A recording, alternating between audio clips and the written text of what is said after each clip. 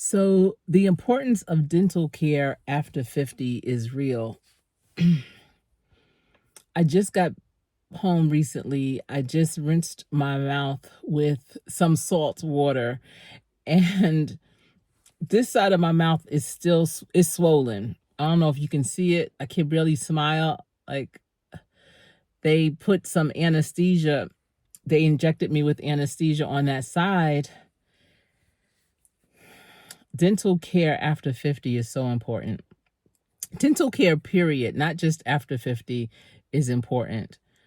So let me tell you, I have all of my teeth. I can't remember how many teeth you're supposed to have, but I still have every last one, even my wisdom teeth. And I'm very proud of that. I know a lot of people let go of their wisdom teeth because dentists will talk you out of them for whatever reason. Really is for their convenience. I feel like your wisdom teeth are the anchor to your entire mouth. And once your wisdom teeth are gone, that's when things start to go awry. That's when teeth start to shift, start to fall out.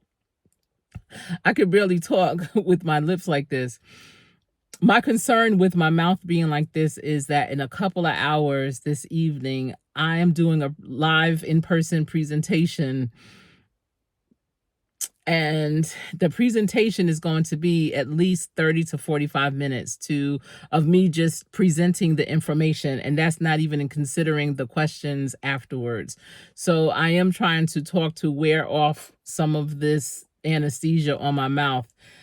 I know that it's going to be impactful. Like, the pain is probably going to be intense once it does wear off, because they injected me on the upper and bottom jawline, on the inside of my mouth on this right side, because I had a deep cleaning. I've never had a deep cleaning before. I didn't truly understand what it entailed, and they were able to fit me in today for this side. They can only do one side at a time, and I just didn't think it was going to be this, like, intense. If I would have known that, I would not have agreed to schedule it on this day because of my presentation later. So just keep me in your prayers that my swelling will be, at a minimum, and I'll be able to talk without any kind of restrictions.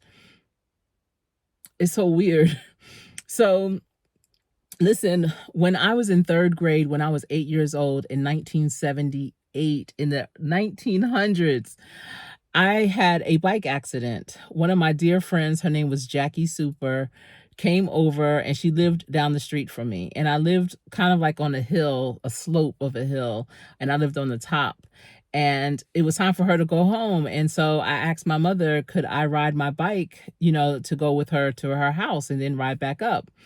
And for whatever reason, well, I know now it's just her intuition. My mother was like, "No, I don't want you to go. I don't think that's a good idea." And I was like, because that's the first time she ever said no. Jackie lived right down the street. And I'm like, "I'm just going right down the street, Mom." Like, you know what? I'm not understanding. And my mother really couldn't put it into words of why the answer was no. So she was just like, "All right, go ahead, just go." So I got on my bike. It was a Ross no speed bike with a foot brake. You remember those back in the day? And it had that, like, that seat that was like almost heart shaped, like a pie shaped seat, and it was real cushioned. And mine's was brown. I don't know why it was brown, but it was brown, and it had, the regular handlebars, but it was no speed. But that was my ride. That was my car. I used to take that thing places. And so Jackie was on foot, and we wanted to race. So she was fast. And so I was riding the bike down, and she was running, and we were close to the curb, and her house was on the left. I was on the left of Jackie, and her house was on the left-hand side. And so we were close to her house, and she was cutting me off to get to her house. And I slammed on my foot brake. And back in the day when you had those foot brakes, the back tire, if you slam on it hard, that back tire is going to pivot left to right, and it may, kick you off. And that's what it did. It flipped me over the handlebars, and I slid across the street, and it was like these little tiny pebbles. I don't see those around here, these little pebble rocks. And so I slid across those. And when I came to a stop, and in the meantime, Jackie did like a somersault of sorts and landed on the grass, over there near her house. And so when we both kind of landed, we would looked at each other and was like, oh shoot. And I was like all scratched up because I had slid across the street, on those rocks. And she came over to me and was like, you okay? And I was like, yeah, I think so. I was bleeding, but I'm like a tomboy low key. So what's a little blood? But y'all, when she told me, she said, Sherri, oh my goodness, your teeth. My two front teeth had chipped. Y'all, when I ran my tongue across them, I passed out. I was done. I couldn't walk. I couldn't do anything, couldn't talk. And so she ran to her house, got her mother. Her mother came, it was like right there and almost in front of her house. And her mother came and drove me home. So it was just, again, right up the street. And when she drove me home, I remember my mother was standing in the doorway because she knew, she had that feeling that something was going to go wrong. And so when my mother's standing there, she came running out and had to be helped into the house because I just couldn't even walk anymore. And I just remember being devastated that my two front teeth were chipped. And I said to my mother, I'm not going back to school until my teeth are fixed. Like, I just knew I'm not even gonna not smile. I'm just not going out this house until my teeth are fixed. So it took about a week or so for my mother to get me into the dentist, and they were able to put veneers on my two front teeth. And at that time, it was when they just started using porcelain. And so they put them on, and y'all, these are the same two front teeth from 1978, the veneers. And all my other teeth those are my teeth. And my teeth has just always been, relatively white. I've never used a whitener. I had a dear friend about 15 years ago that had used whitener a lot, the strips. Remember the Crest whitening strips? It's so hard for me still. I can't hardly feel that. When I go like this, it's still really numb. But she used to use the Crest whitening strips all the time. Her teeth was super, super white. And I just felt like doing that, low-key bleaching your teeth would do something to your enamel, weaken it, make them real sensitive. I didn't know.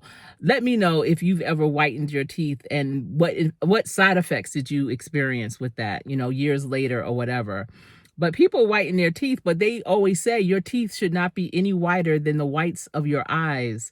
So, the older you get, the whites of your eyes aren't as vibrant as they are when you're young. They get this little like off-white, beiges type of color. And so that's another reason why I didn't want them to be mismatched. So my teeth just naturally are like this. I take really good care of them. When I started dating my husband, he was the first person I had seen to floss after every meal.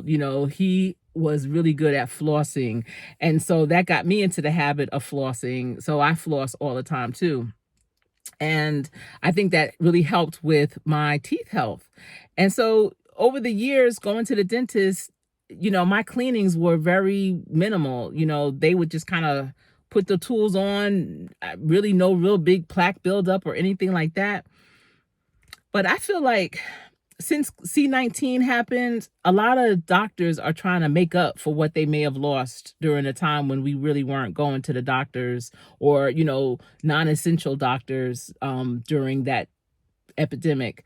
And I just sometimes think that, especially a dentist, they're always trying to figure out how they can get more money from you. So when I went to the dentist this last time, they said, oh, you know what, we're starting to see some pockets in your gums, more so than they were the last time you were here. And we're noticing in the x-rays that you have some plaque buildup under your gums. So you're going to need a deep cleaning. I've never had a deep cleaning before. Never was told I needed one. So trying to adhere to them, be compliant, and take care of my teeth, I agreed and, scheduled it. And so today was the first session of 2. Again, they could only do one side at a time. And y'all, it's a lot. I could only imagine, again, once this numbing, goes away, because they said you may experience some bleeding, so be sure to rinse your mouth with salt water. And I said, well, am I bleeding now? They said, yeah, you are. If you weren't bleeding, then it would mean that you didn't really need it. So you are bleeding. So that's a good thing. What? That's a good thing. So I'm thinking, I'm bleeding. I have a presentation to do tonight. So, what's that going to look like? And but it's not bleeding like, I need a tissue to keep it up to my mouth or anything. Yeah, I'm starting to feel it.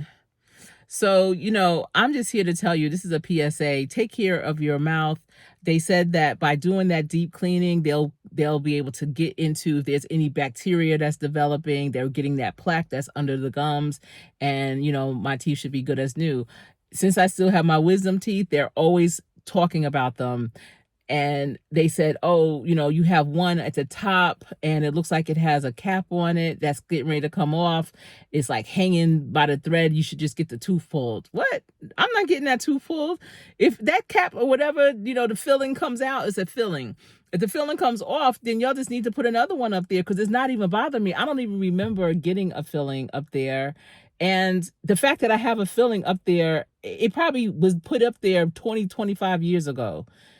And so the fact that I have it up there, that means it could be done. So you're not going to pull my tooth because it's not convenient for you. Listen, learn to be a good advocate for yourself when it comes to the doctors. I always have been advocating for my children to not get their wisdom teeth taken out. Every time the dentist is always saying, oh, they need to get their wisdom teeth pulled. Why do they need to? Their wisdom teeth came in. It didn't affect their other teeth. Their mouth is not overcrowded. It didn't shift their teeth at all. It didn't hurt. There wasn't pain or associated with it. They're able to brush and floss back there. So why again do they need to get their wisdom teeth pulled?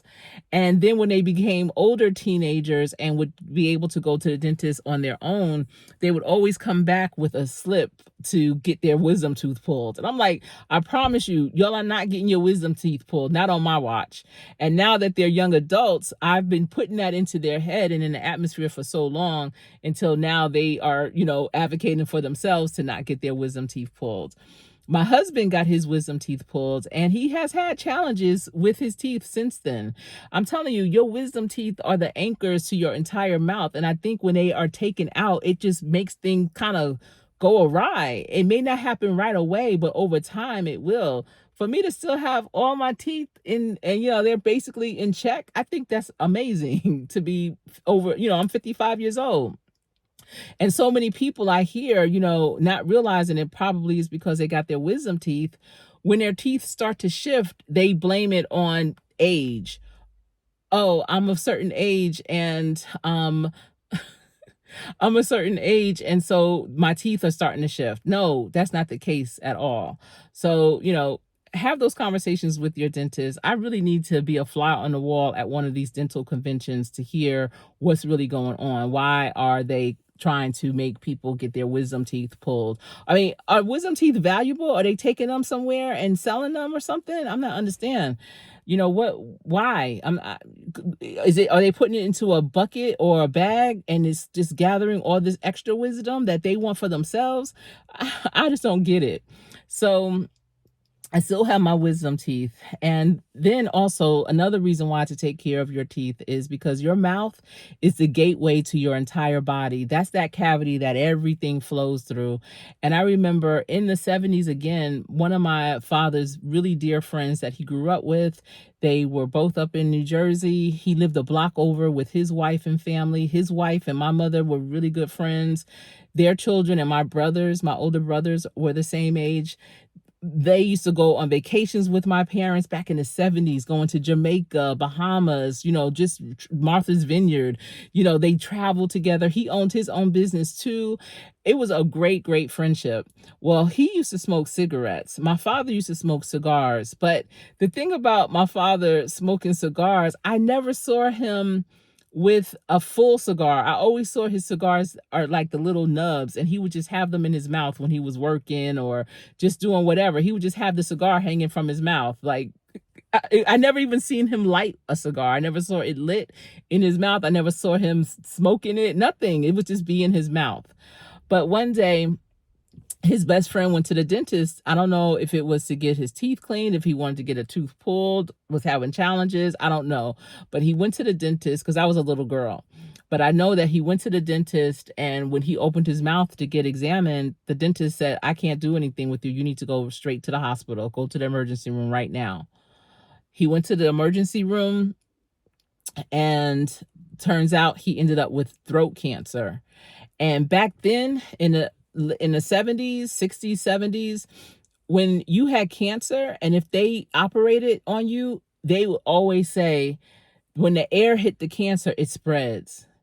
Now, I'm telling you, cancer has come such a long way with research, with um, treatment, but back then, oh my goodness, it wasn't like it is now. And cancer still has a long way to go, but it really had a long way to go back then. So when he went to the emergency room, they didn't release him. And eventually he had an operation, they opened him up and the air hit it and it just spread like wildfire. And he stayed in the hospital for weeks. I remember it devastated my father.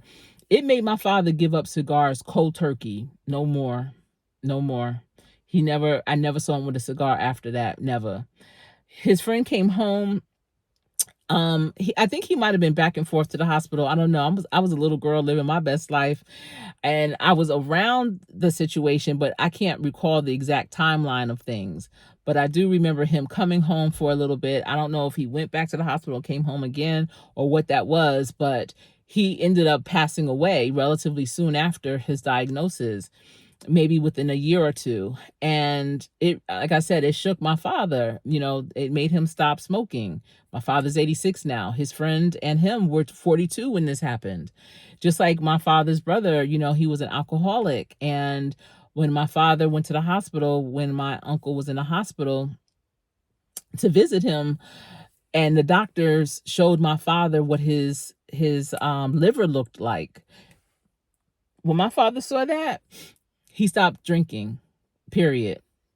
Like, you don't have to tell my father twice about things. He learns from other people for sure. But, I do know that taking care of your teeth is very important. And listen, this is another tip that I'm going to share with you. So one of my daughters was looking at TikTok, and she said, we are brushing our teeth wrong. They did this TikTok video that she had seen, and it was saying, your toothpaste and mouthwash has active ingredients in it. And so when you rinse your mouth out after brushing, or even after using mouthwash with water, you're taking away those active ingredients. So she was saying, when you brush your teeth, you're supposed to spit out the excess toothpaste and, wipe your mouth if you have it on your lips or whatever. But then you get your mouthwash and you go and rinse and gargle with that.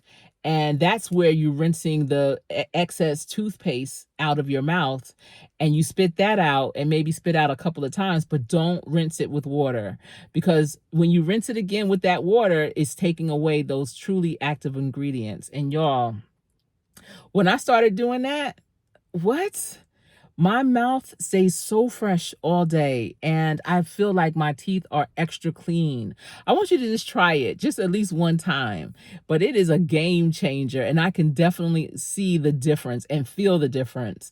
Now, the mouthwash that I use is the Listerine, the purple Listerine. That came highly recommended to me by a dear friend who was a dentist, not local, because if they were local, I would go to them. But they said they highly recommended the purple Listerine. I'm not a dentist. I'm not here to tell you or persuade you to use one thing over another, but that's what I use. So definitely try that method out and let me know. But let me know down in the comment section if you've ever had a deep cleaning and what was your experience, and how well are you taking care of your teeth if you're over 50. Listen, let's try and keep these side teeth, especially because when people are missing them, the smile hits different. So, just take care of your teeth. Be mindful of, that your mouth is the gateway to your health. All right, that's all I have for you. Remember, practice every day, practice so hard that you will play to win. I hope you enjoyed this story time and this PSA. I am Coach Sherri.